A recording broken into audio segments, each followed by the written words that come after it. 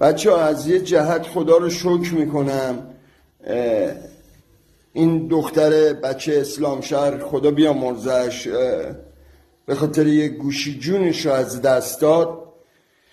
خدا رو شکر اون قاتل افغانستانی نبود. اگر بود سوژه داغ این روزهای اینستاگرام قرار می گرفت.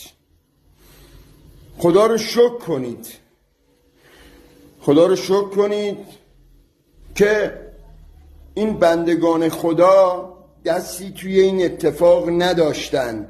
اگر داشتن سوژه داغ این روزهای اینستاگرام می شدن.